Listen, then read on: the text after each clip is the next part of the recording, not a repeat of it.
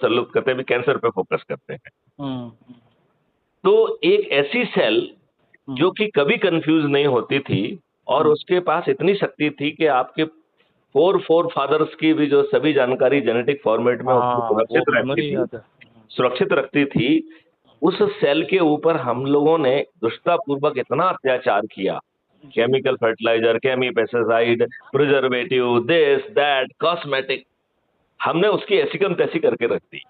जी, बिल्कुल। तो मेरे मान से कैंसर जो है हमारी सेल का हमारे प्रति प्रतिशोध है कि हुँ। तुमने अब हमारे प्रति बहुत अत्याचार कर लिया है, अब हुँ। मैं बेनाइन से मेलाइन होती हूँ और हुँ। ये रे दुष्ट तेरा ही संहार करती हूँ।